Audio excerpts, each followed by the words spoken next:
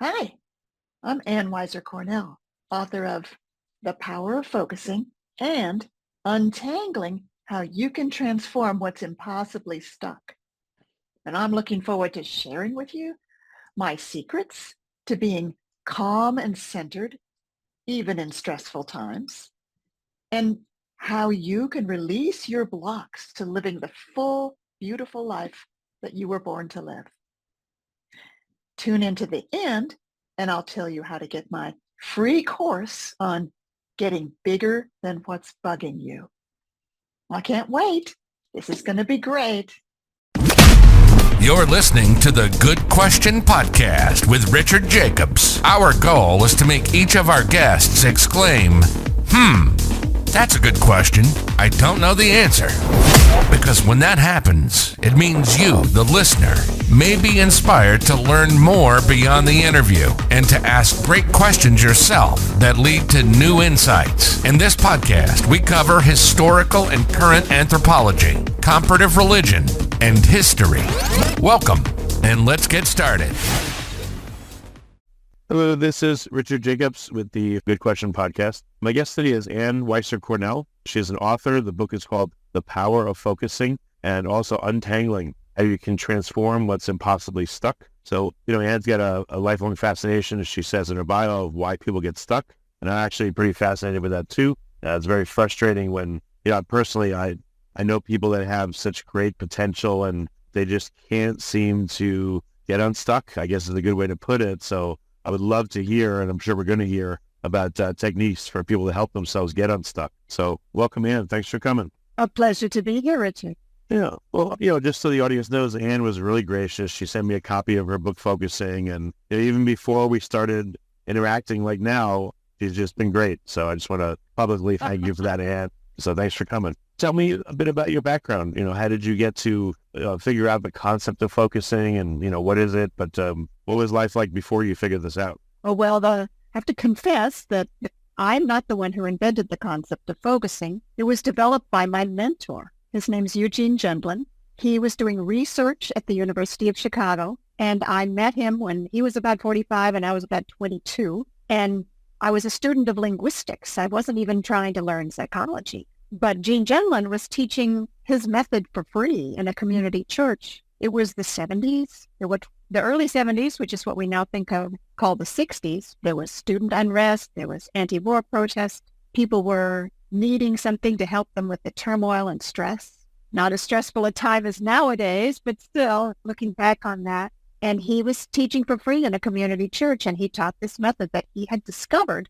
He called it focusing. And he discovered it by doing research along with some other people on successful versus unsuccessful psychotherapy. So they were listening to tapes of hundreds of sessions classified into successful psychotherapy versus unsuccessful psychotherapy, trying to listen to what made the difference between the ones that were going to be successful and the ones that were not. And their first thought was, well, we're going to hear the therapists doing something different in the sessions that will ultimately be successful. They could not find a difference in what the therapists were doing. They were pretty much equally empathic and connecting relationally and intelligent and articulate. The therapists weren't any better in the successful therapy sessions. So they had the brilliant idea not to give up the research at that point, but instead to see if they could tell the difference between the clients who were going to be successful and the clients who were not going to be successful. Now, all those clients were equally confused and emotionally overwhelmed and struggling, yet they noticed a difference, a very small but hugely significant difference in the clients that were going to ultimately be successful in their therapy. Those clients, they tended even the very first session to pause sometimes when they were talking and say, now, wait a minute, gosh, how would I say this? It's right here, but I can't put this into words very well. In other words, they sometimes groped for words for something they were feeling at that very moment that they couldn't express easily. In contrast, the clients who tended not to be successful in therapy just stayed at a very articulate level. Yeah, my problem is this, and my mother this, and my father that, and they never slowed down. They never paused. They never, I'm feeling something here right now. So what Jenlin decided was, gosh, the best thing I could do for my clients, if I'm a psychotherapist, is to teach them how to do this. Because otherwise, I'm not actually being an ethical therapist. So he developed a method for teaching people how to do that thing that was associated with positive life change. And he named it focusing. And it's not, people think focusing like, oh, that means you can concentrate better. Well, it's not that meaning of focusing. It's the meaning of focusing where something that's unclear becomes more clear. If you pause right now and let awareness come to your body, down into that area that includes your throat, your chest, your stomach, there'll be something there. Most of us go around not noticing. But here I am doing a podcast with somebody who's very, very nice, but who I've never met before. And when I feel my solar plexus, down below my chest, there's a little bit of kind of a nervous excitement there. But I pause and notice that. And then I acknowledge it. Yeah, I'm noticing. Hello, I know you're there. I'm noticing it. And it releases a bit. And that's basically focusing. Well, I learned it from him.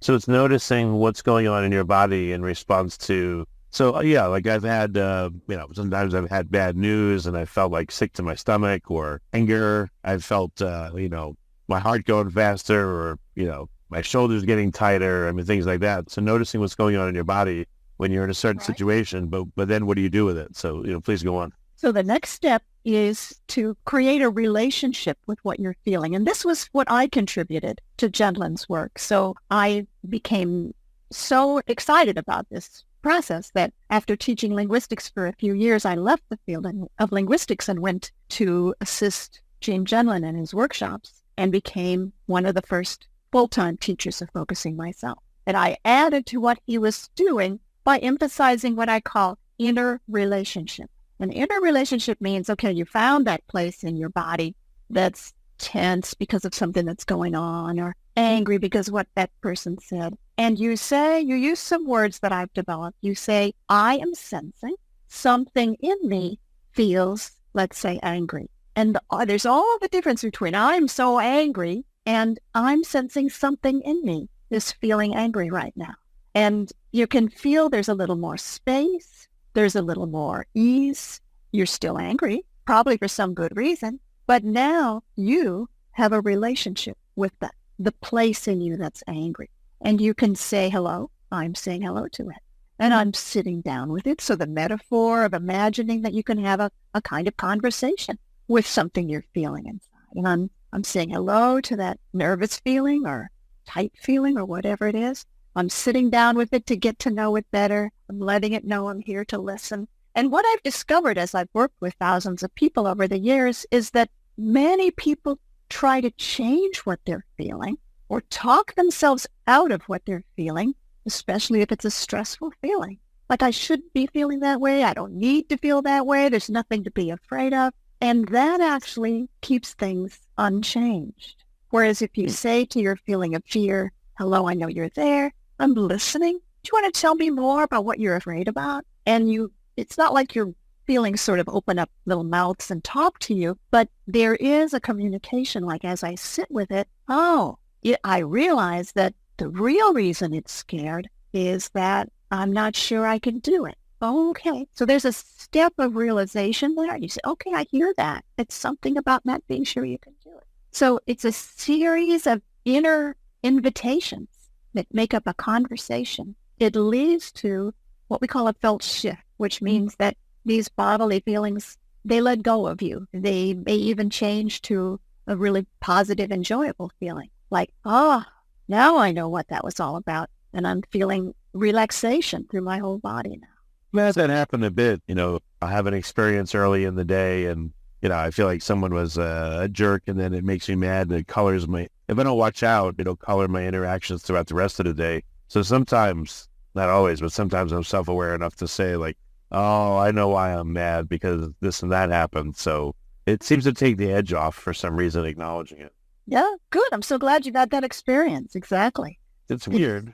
Dude, it doesn't really make sense why it does it. I was going to ask you, like, why do you think it helps? Well, one of my favorite quotes from my teacher is, what is not felt remains the same.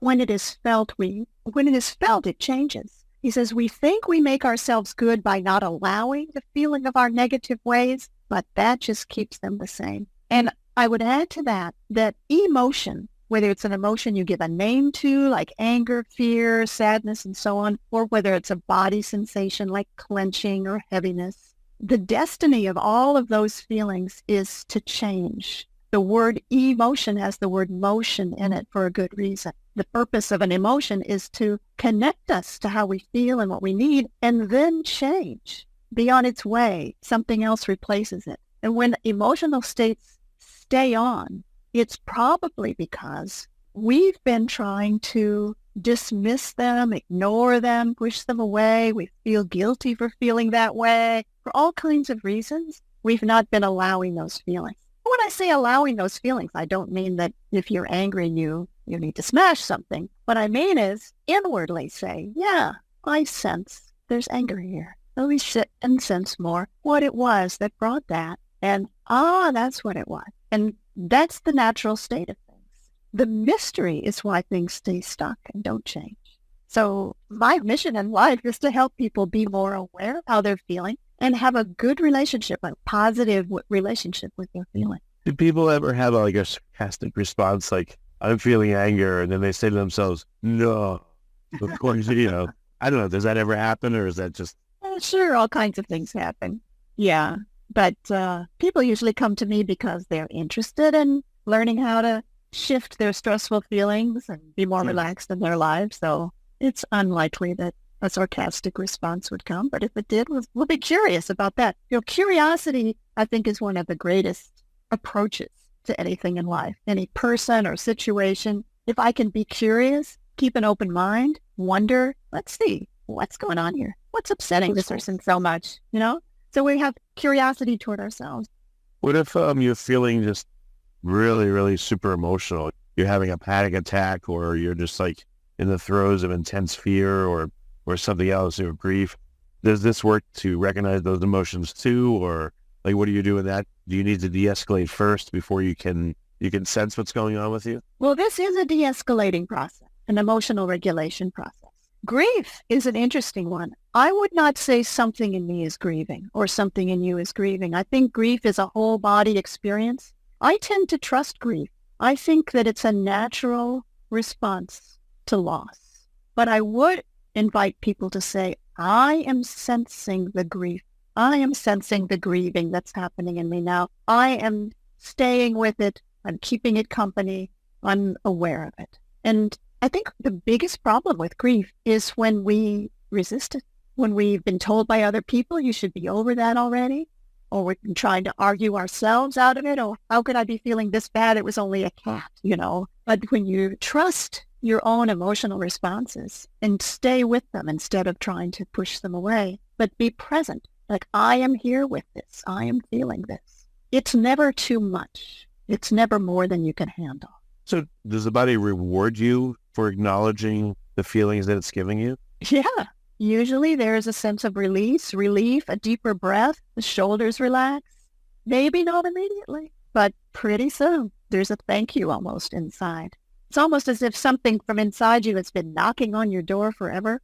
I've had people I work with tell me, well, now I'm in touch with this place inside and I'm listening to it and it tells me, where have you been for so long? And I say, well, obviously, it's really glad you're here now. Let it know you hear that.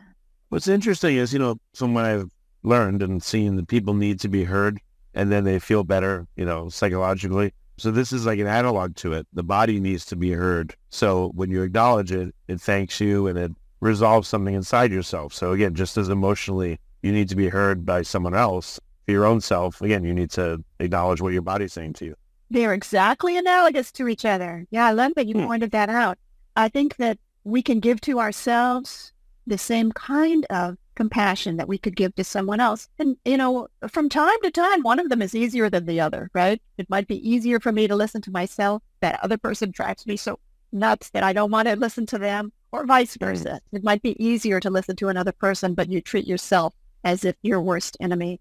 Working with either one of those sides of things can help the other one develop. Often nice to others. Can I treat myself with the same kindness that I treat others with? often what I see in people is that they don't treat themselves very kindly. And I'm often saying to people, be gentle with yourself. Treat yourself as gently as you would another person. And they're like, I don't know, if I treat myself gently, I'll never get anything done, or it'll mean that the bad things I've done are being excused. And it can be really hard. But being gentle with yourself is such a beautiful process. It seems like a really simple concept. I know. Any examples come to mind, like from the mouths of other people, you've helped them to learn this, they do it, and they told you about a really, I don't know, uplifting experience or something that made you feel really good that you helped them? Well, that's an interesting question. I like to tell my own story, how I released writer's block. I got into my 40s. I was already teaching this method, and I really had a lifelong yearning to be a writer.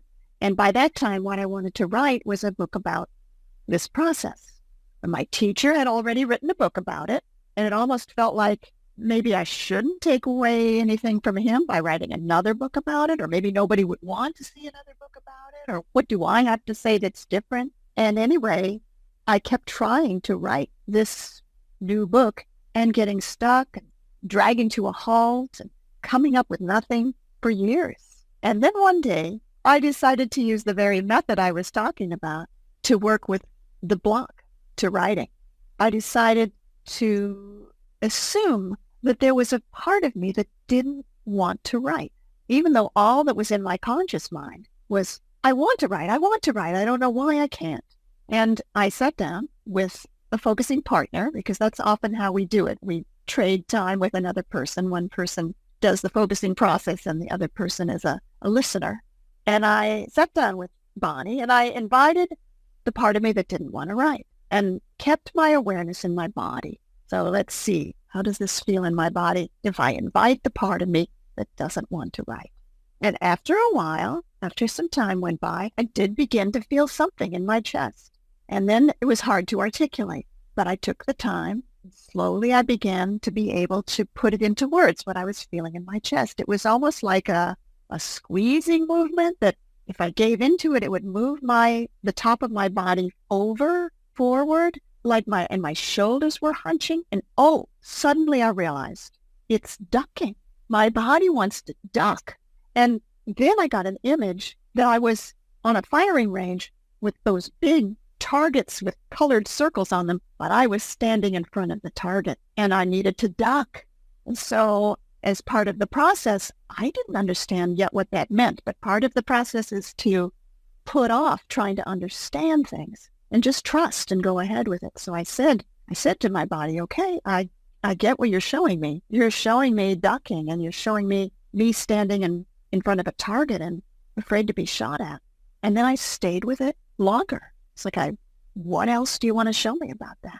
And within a minute or so, I started to get some memories from my childhood. And I remembered instances where I would be expressing myself or showing off, and my father would be, I guess you could say, shooting me down with his words. Those memories came vividly in that moment. Like, that's what this place in my body is trying to protect me from being shot down by my father. And then I said to it, do I have this right? Is that what you're protecting me from? And there was a big relaxing in my body. And my father, now I was in my 40s, my father was no longer with us at this point. But what we often find is that we carry younger versions of ourselves in our bodies. Unresolved trauma from the past gets frozen and we carry it unchanged in the body. And things that are going on right now that are mysteriously blocked may have to do with this unresolved trauma from the past. I don't think you turn your body into a Ouija board in a way. In a way, you are listening to something that you don't yet understand. In that sense, yes. And it gets easier and easier when you do it because you get positive feedback right away. But there is a quality of trust involved. And many of us, especially those of us who like to read books and think a lot, we have a tendency to want to understand things immediately. And in this case, that can actually interfere, as you can imagine. right? What does this mean? I got to think about this. I got to understand this. No, just wait a while and let it come from inside. That's what I do. I teach people how to do that. It's an interesting process. So yes, since I've now written 6 books, my writer's block did dissolve after not just one session like that, but maybe 5 or 6. I'm very happy. It's cool that there's another way for you to understand yourself and help yourself using the feelings in your body. It's really interesting. Absolutely. It helps with so many different things. Yeah. Well, I liked your story a lot. Any other stories of, people that have done this and gotten just really unusual or interesting effects? Well, I don't know about unusual. I mean, I see a lot of positive change in a direction like this.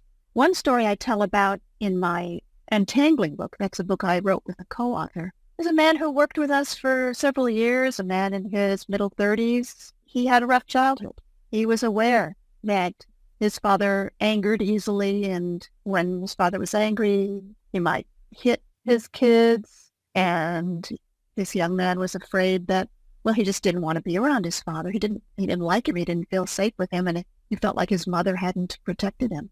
And time had passed, He wanted at least to have some relationship with his parents, but he'd also moved to a city far away and kept his relationship with them to a minimum. And things were going well for him. He quit smoking, which was something he wanted to do. And he'd also been doing this work with me and in my classes. And at some point, he got the feeling that, well, maybe he'd be ready to visit his parents again. Now, the work he'd been doing with me had a lot to do with befriending the younger part of himself. I call it the younger you. So this younger him inside, the one that went through that abuse in his childhood and was still frozen, still carrying it around as a bit of a mistrust of life itself. And that was starting to soften and loosen. So the relationship with the part of him inside that was frozen around trusting other people and so on, that had started to change. So he thought, okay, let me try visiting my parents. I thought this was funny. He said, I resolved I would take up smoking again just for the week I was with them so that I'd have some emotional cushion on my feelings. And that's how much he anticipated that week with them was going to be difficult. And in fact, it wasn't difficult. He saw his parents in a new way. He was able to be with them differently, and he had an openness to them that he hadn't had before. He never did take up smoking while he was there. And what he told me was it became easy to be with his parents because he was no longer waiting for them to love and approve him. They were just humans like he was, that he had already learned to love and approve himself. And that had taken a huge weight off of his relationship with his parents. Yeah, that's really cool. I think that's pretty remarkable. Yeah, that's very interesting. And you had people that they do this and then does the feeling ever intensify instead of going away? Does it ramp up and people get scared and back off of it? Well, the feeling can intensify instead of going away. But what I tell people if that happens is, hey, you haven't been in there listening for a while. It has a lot to tell you. It needs to tell you not just that it hurts, but how much it hurts. And what I want you to do back is to say, yeah, I get it. I get that this is really strong. And I get that you've been waiting a long time to show me these feelings. And then I bet you that in 10 or 15 minutes, this will ease off. So that's what we're talking about almost always. One of the things that happens more often than feelings get too intense, the other thing that happens more often is that people get scared they will get too intense. See, that's a slightly different situation. Like, I don't want to do this because I'm scared what I'm going to find, and so on. And I say, well, then let's turn toward the part of you that's scared what you're going to find and be with that for a while. Listen to that for a while. So there's always something that we can turn toward and be with. I remember my teacher when I was assisting him in the classes, which was my real education in this method. He would say to the group, focusing requires a friendly attitude to whatever comes up in you. And then somebody in the group would raise their hand, always, invariably, they would raise their hand and they would say, but what if I can't be friendly to what I feel inside? Good question. And he would answer, then see if you can be friendly to that. So can you be friendly to this not being friendly inside of you? And I just to me, that was mind-blowing. It was really all the rest of my work since then in the last 50 years has been based on that one insight, that if you don't like your feelings, you can turn toward the not liking, the feeling of not liking, and then that feeling will show you something. And so what I think is really revelatory here is that we never have to make ourselves feel any particular way. Like a little while ago, I was saying to you, be gentle to it. I say that to my students. Let's be gentle to that feeling. Let's be compassionate. Let's be empathic. But as soon as they say, I can't, I don't want to, oh, okay, that's fine. Then let's see if we can be gentle to that. Let's see if we can be empathic to the one in you that doesn't want to be empathic to that other feeling. And they can do that. So we're never trying to force ourselves to feel anything. We're never trying to fight our feelings. There's always something that's possible. And as we do that, we're kind of exercising the muscle of being friendly and compassionate and accepting toward ourselves. One of my other books is called The Radical Acceptance of Everything, because this is a very accepting process. And it turns out that there aren't any enemies inside of us. There's nothing in us that's been trying to sabotage. I don't believe in the concept of inner saboteurs. Nothing in us has been trying to sabotage us or hurt us or damage us. Everything in us has been trying to save us somehow. See, even the part of me that didn't want me to write was blocking me from writing the books I wanted to write. It wasn't doing that to hurt me. We discovered that it was doing that to save me from being shot at verbally. Are there people that trust their body? There sure are. What happens to, what process do they have to go through to be able to trust their own body? It's the same thing. Let's be with the not trusting. Okay, so you'd say acknowledge even the negative feeling, the bad feeling and all that, and then the insight will still come. Yes. Okay. It's like you're eating a bowl of oatmeal. I often use this analogy with my students. Let's say you're served a bowl of oatmeal that's really hot, and it's too hot, and you can't stick your spoon in the center of the bowl because it's way too hot, but you could maybe eat around the edges. Yep. Either way, you get all the oatmeal. So the person says, this feeling of anxiety, it's too big, it's too much for me, I can't stand to be with it. Okay, then let's be with the one in you who can't stand to be with it and just hang out there. And that will do the same kind of process. Yeah. It actually works well with the oatmeal example because, as you eat the outsides, now the concentric inner parts are exposed and they cool off. So you eat your way to the center. Eventually, so just you get all the oatmeal. And it's never too much. It's never too hot. Yeah. So like too hot an emotion, right? You approach it from the outside, you nibble away at the edges and you'll get into the middle at some point. That's right. That's what I mean. There's always something you can be with. And wherever you are is the right place to be. As long as you're giving that kind of gentle, compassionate attention to something, then it changes your whole system, makes it possible for everything to ultimately be accepted and changed. Well, I guess I like to make jokes, but it'd be funny if you have focusing sponsored by Quaker Oats, the oatmeal example. I should reach out to them. Yes. Oh, that's great. No, that's really interesting that even if it sounds mysterious, but it also sounds just really interesting. You're like yielding to what the body is telling you. And what happens with a panic attack? What's going on there? You just haven't been listening to your body, and now it's like, all right, we're going to remind you really strongly, or like what's going on when that happens? Yeah, well, I can't tell you all the neurological details of that, but I can say that very strong feelings that come on suddenly like that, the same process I'm talking about yields results. I also teach people to put a gentle hand on their body somewhere. If you're feeling strong feelings in your stomach or your chest, let a gentle hand go there. As if with your hand, you're saying, I'm with you now. I'm here now. No, I've never had a panic attack, but I do get quite anxious about turbulence when flying.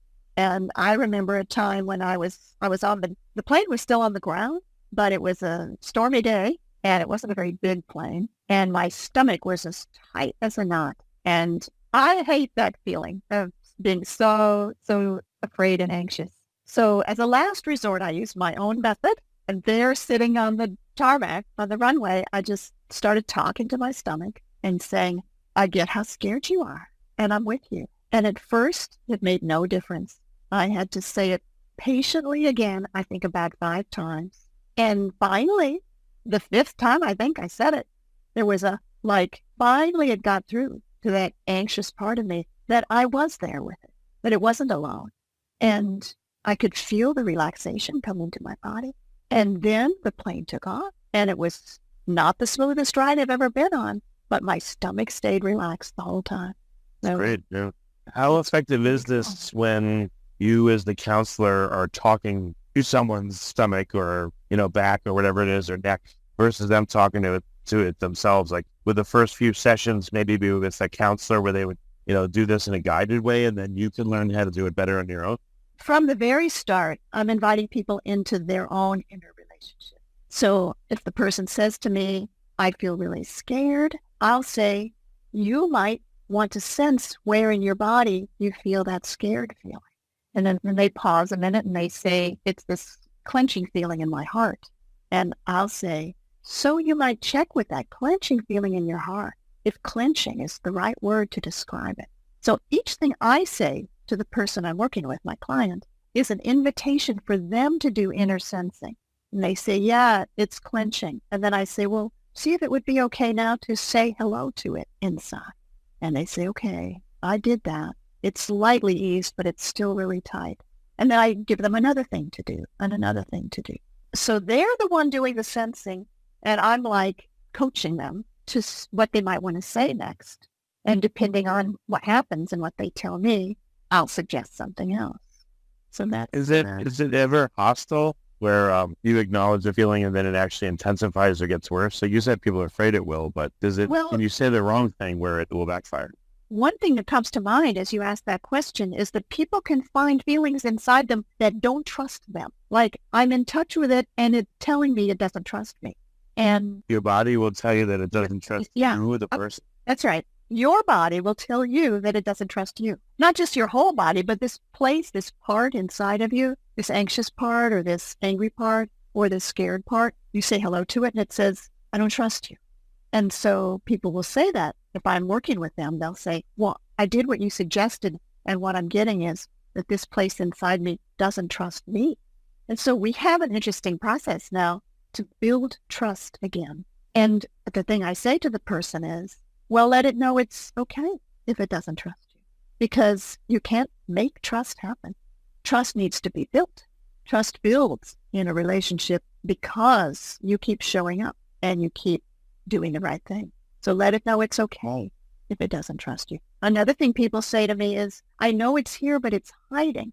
And it may be hiding because it doesn't trust them or it doesn't trust something else. So it's hiding. You sense that it's hiding. Okay, let it know it's okay to hide. So this acceptance, this it's okay the way it is really a way to meet any of these situations that you're asking me about. It intensifies, it doesn't trust, and so on. Okay, let it know it's okay if it's that way. That's really interesting. It's like approaching a scared or like a frightened animal or something. Seems like some of your examples. You're so right, Richard. I often tell people if they're having a hard time being trusting and gentle to themselves inside, to their own scared places inside, I say, hey, imagine that you took home a rescue dog that had been mistreated in one of its previous homes. And the dog just wanted to hide under the house all the time and would snap at you whenever you brought your hand close to it. You wouldn't blame the dog. You wouldn't feel like that was a bad dog. You would realize that it's gone through something hard and that what it needs is for you to not chase after it and try to grab it, but for you to just sit down very quietly somewhere and let it learn to trust you and let it come out and trust and approach you. And people get that analogy. So that's exactly what it's like. Winning the trust takes time, but it's worth it. Does anyone, I guess I'm from New York, that's why. So it seems like some people would be very skeptical, like, come on, talk to your body like this. Or have you ever had someone that, again, said, help me, and then when you're trying to help them, they come back with responses and they block themselves from being able to help? It is hard to believe if you haven't been doing this for a while. But I remember a guy, his wife sent him to me. And he said, I don't know what I'm doing here, really. My wife keeps asking me how I am, and I tell her I don't know. And she's so fed up with me not knowing how I feel that she sent me to you to learn how to know what I feel. But I really don't know if this is even something I can do or why should I do it. And I said, yeah, well, let's give it a try and see what happens. And so I started by just guiding him into body awareness, feel his body resting on the chair, feel his feet, feel his back leaning on the chair, and then go feel inside, feel your throat, feel your chest, feel your stomach from the inside. And he said, I get nothing. This stuff makes no sense. I'm getting nothing. And I said, okay, well, let's try one more thing. I said, how would you describe the nothing that you're feeling? It's just like usual. It's how it always feels. I said, okay, now I'll give you one more possibility. How it usually feels in your throat, how it usually feels in your chest. Is that the same or is it different? Oh, it's the same, he said. Yeah, just how it usually feels. I said, good. Okay, let's go further. I said, how it usually feels in your chest, how it feels right now. How it usually feels in your stomach, how it feels right now. Same or different? And he had a rather long silence. And then he said, well, actually, my stomach is tight. So he became a believer. We spent the whole rest of the time listening to the tight feeling in his stomach. And it had something to do with his relationship with his father, who asked a lot of him. And now he was a young father himself. He had a place in him that was worried about being responsible for somebody so young as his baby boy. It was a beautiful process. He left thanking me. I think his wife probably thanked me too. That's really cool. Does this ever work in a couple's environment or with two people together? Is it really best when it's you alone with your body? Couples can do it. I've taught focusing to couples, and they do focusing with each other as if one of them was the listener and the other one's the focuser. Focusing partnership is pretty common. So even when you're not a romantic or committed couple, people can just, like in a friendship, pair up and exchange these skills. But yeah, couples can do it with each other, and it's pretty amazing what can happen, how much you can work through the things that may be troubling you and learn how to be more curious and compassionate about what's going on for the other person.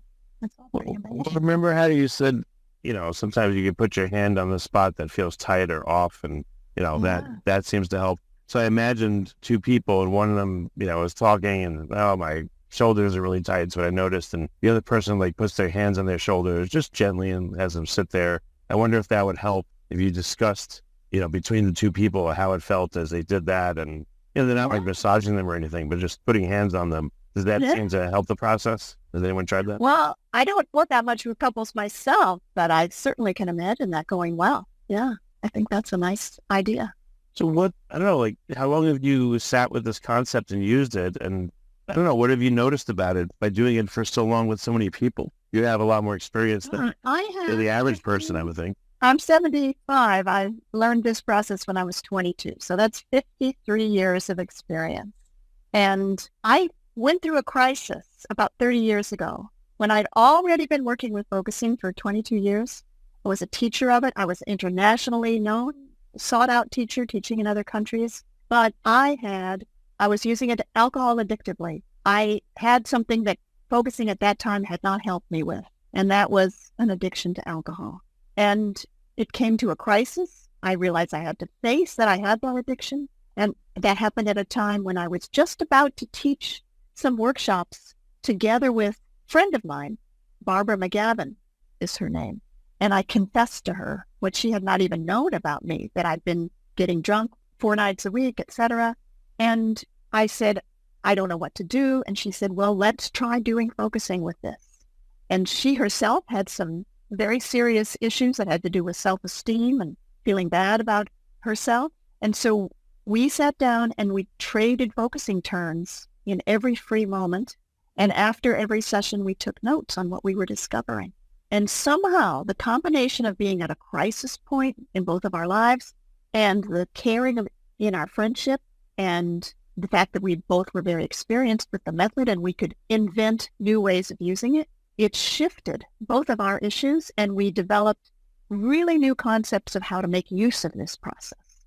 That was about 30 years ago. Ever since that happened, she and I have been teaching the method that we developed out of that crisis. And we've now written our first book about the method. So the method is called Untangling, and Untangling is a way of using focusing with the most difficult, tough issues in your life. And our book is called Untangling, How You Can Transform What's Impossibly Stuck. And what has happened in those 30 years since I first let go I released my addiction to alcohol. There were a number of other areas of life. I was in a marriage at that time that really wasn't right for me, but I was not letting myself look at the truth about that. My relationships with people were often not very successful because I felt I had to hide a lot of who I was. So in many ways, even after 22 years of focusing, 30 years ago, my life was tangled up in a lot of ways. And in those 30 years since then, I've become so much more relaxed, free, open, successful at relationships, successful in my business, and somebody who's taught this work all over the world. So it's truly transformational. Yeah, that's great. Are there any techniques that we haven't talked about that are part of untangling and not of focusing? Well, we developed focusing. So untangling is a development of focusing, I would say. But the biggest difference from the focusing we learned to the untangling method is parts work.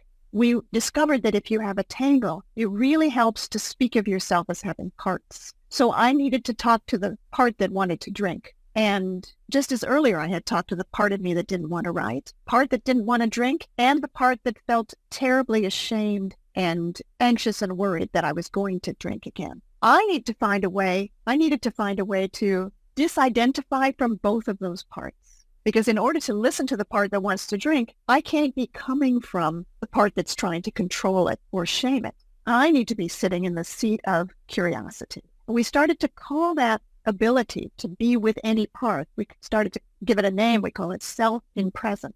So cultivating self-in-presence is the key to untangling. And seeing your tangle as having parts is another key. So the part of you that wants to work really hard and the part of you that wants to say, heck with it, I'm not going to do anything. Those two parts may be entangled, but there is a way to release yourself from that tangle and find what matters to you, what you really want to do with your life. So we were talking about blocks at the very start of our conversation today, how people get stuck and how tragic that is. So many of us have seen our friends or our family members. We can tell they're capable of doing things, getting a better job or doing the art they've always wanted to do or the music, and yet they don't do it. They never get around to doing it. I want to ask you about this. Yeah. So I've literally heard the same thing from a bunch of people I've known. Like, someone will have a problem with XYZ, and it's like, well, why don't you do this, that, and the other? And they go, I know. Like they say, I know in a resigned, sad voice. And they're never going to do anything about it. In other words, they're trying to do it, but they haven't. Well, but I think that's what we call an action block. And it doesn't do any good to tell yourself to do things that you're not doing. Because if you do that, if you become, the inner scolder, you need to get up and get off your ass and so on. That doesn't work because it arouses the opposite part that resists being told what to do. So people get stuck because they're either stuck in one of those parts or the other one. They alternate all day between I know I should, I need to, versus, oh, to heck with it, I don't want to. Whereas I would help somebody like that disidentify, move apart from, unmerge with both of those parts. And I would say there's something in you that really wants to do it. And there's another something in you that is so worried that you won't do it, that it keeps telling you what to do. It keeps telling you what you should do. Let's have a conversation with both of those where you're just going to listen. What I discovered was this should part of us, the one that says you're not doing enough, or you're going to fail, or why can't you be as good as that other person over there? The inner critic, it's always worried. If you drill down, if you spend a little time with it, you'll discover that this part that's telling you you're wrong, you're bad, you'll never do it, is actually worried about you. And I teach people how to turn toward their critical voices and say gently, might you be worried about me? And it's quite remarkable what happens then. It may take a little time because those are very entrenched parts in us. But over time, you disidentify from both the inner critic and the part of you that feels criticized and is resisting doing anything. And when you do that, your natural life force begins to flow, and you just find yourself doing things that you haven't been able to do, even without deciding to. Yeah. No, that's really cool. One more thing. I know we're getting close to the time. What if someone has a depression? Every few weeks or every month or whatever, they fall into like pretty significant depression. They come out and they fall in and they come out. What have you seen like depressed people say to themselves to free themselves from it? We'll have a chapter on that in our new book called Chapter 8, Despair. And my colleague, Barbara McGavin, had quite a lot of that in her life. When working with this process, we began to call it the pit of depression and despair. And actually, there's a whole interesting complex of things going on there where being depressed can actually feel safe at some level. Like at least you're at the bottom of the pit and nothing worse can happen. And it's kind of comfortable down there. And so then there's another part that says, cheer up, things aren't so bad, snap out of it. And of course, that's the one that doesn't help because the other one resists that part. So we need to be able to turn toward both and be a listener to what's underneath that, to what it's longing for,